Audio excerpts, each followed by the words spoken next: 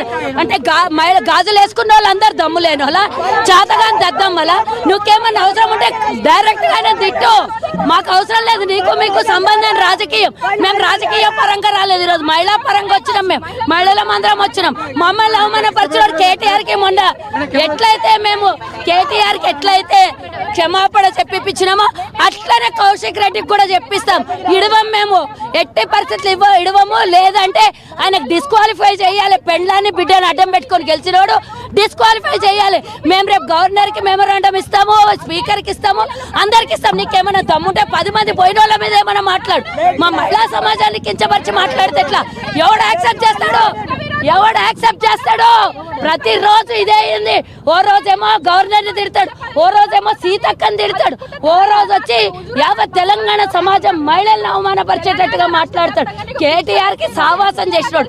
అరే పిచ్చోడా, నిన్ను పెట్టుకొని ఆడుకుంటున్నారు, నీకు తెలుస్తలేదా? ఓ రోజు పునాదులు వేసి తొక్కుడు తొక్కిర్రా అంటే 4-5 మంది ఎమ్మెల్యేలను ఎట్లా దొక్కిరో గట్ట దొక్కుతారు. నువ్వు వచ్చి మా గురించి మాట్లాడేంత దమ్ము ధైర్యం ఏడు నుంచి వచ్చింది? నీ పుట్టుక ఏడు నుంచి వచ్చింది? మహిళా జాతి నుంచి రాలేదా? మీ అమ్మ చీర కట్టుకోలేదా? నీ భార్య చీర కట్టుకోలేదా? అంటే వాళ్ళందరు దద్దమ్మలా? మీ అమ్మ మీ భార్య చీరలు కట్టుకున్న వాళ్ళందరు దద్దమ్మలా? నీవి కల్వకుంట్ల కవిత విషయానికి వస్తే తెలంగాణ ముద్దు బిడ్డ ఆడబిడ్డ అంటారు. మిగతా మహిళలు ఇలా మాట్లాడితే మీరు ఏ విధంగా చూస్తున్నారు? ఆమె అరెస్ట్ అయితేనేమో లిక్కర్ స్కామ్ లో అరెస్ట్ అయితే తెలంగాణ సమాజం తెలంగాణ సమాజం మహిళలందరూ ఎంకరేజ్ చేయాలంట. ఏం లిక్కర్ వ్యాపారంలో తెలంగాణ భాగస్వామ్యమా, లేకపోతే తెలంగాణ మహిళల భాగస్వామ్యమా? ఆమె అరెస్ట్ అయితేనేమో 20 మంది పోయి ఆడ లాబింగ్లు చేస్తారు. ఆమె తెలంగాణకు వస్తే స్వాగతం పలుకుతారు. ఆమె దేశానికి స్వతంత్రం తెచ్చిన ఆమెనా? ఆమె స్వాగతం పలకడానికి ఈరోజు కవితనే ఈరోజు తెలంగాణలో ఉన్న మహిళనా? మేమందరం మహిళలం కాదా?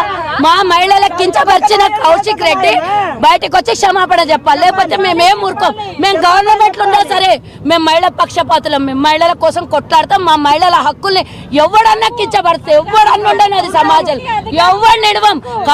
కేటీఆర్ నిడవలేదు. క్షమాపణ చెప్పించిన దాకా మహిళా కమిషన్ ముంగలు వచ్చి క్షమాపణ చెప్పించిన దాకా మా పోరాటం ఆగదు. ఇప్పుడు కూడా అంతే. టీఆర్ఎస్ భవన్ లో వచ్చి ఎట్లయితే నువ్వు ప్రెస్ మీట్ పెట్టి మాట్లాడావు, అదే టీఆర్ఎస్ భవన్ దగ్గరికి వస్తావా, బయటకు వస్తావా, ప్రెస్ మీట్ పెడతావు, క్షమాపణ చెప్పు. క్షమాపణ చెప్పకపోతే ఇడవమని చెప్తున్నా. నీ రాజకీయం బురద మా మీద రుద్దకు, మా మహిళా జాతి మీద రుద్దకు. ఈరోజు ఆకాశాల్లో అంతరిక్షంలో పోతున్న మహిళను కించపరుస్తావు నువ్వు. ఈరోజు సొసైటీ ఎక్కడ పోతుంది? ప్రపంచ దేశాలు ఏడిపోతున్నాయి. చీర కట్టుకున్న వాళ్ళందరూ దద్దమ్మలు సరిపోరు అని అంటే ఎవరిని అంటున్నావు నువ్వు? మీ పార్టీలో మహిళా ఎమ్మెల్యేలు లేరా? వాళ్ళందరినీ అన్నట్టు కాదా? మరి మొన్న సబితా ఇంద్రారెడ్డి గురించి అసెంబ్లీలో చాలా చూడొచ్చు. పెద్ద ఎత్తున ఇక్కడికి వచ్చినటువంటి మహిళలందరినీ కూడా అడ్డుకునేందుకు ఆల్రెడీ పోలీసులు అయితే భారీ బందోబస్తు ఏర్పాటు చేశారు. భవన్ కి నలుమూలలో కూడా అటు పూర్తిగా పోలీస్ బందోబస్తు ఏర్పాటు చేశారు. ముఖ్యంగా పాడి కౌశిక్ తక్షణమే మహిళలందరికీ కూడా క్షమాపణ చెప్పాలని రీసెంట్ గా కేటీఆర్ కూడా ఇదే విధంగా మహిళల పైన అనుచిత వ్యాఖ్యలు చేస్తే మేమందరం మహిళా కమిషన్ కి వెళ్ళాము, కేటీఆర్ తోనే క్షమాపణలు చెప్పించుకునేంత వరకు కూడా మేము వదలలేదు. కానీ ఇక్కడ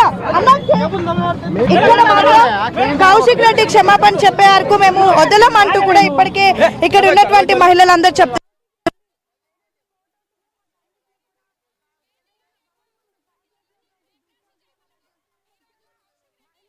అనుచిత వ్యాఖ్యలు చేసే ముందు వారి ఇంట్లో కూడా మహిళలు ఉన్నారని గుర్తుపెట్టుకోవాలని ఈ రోజు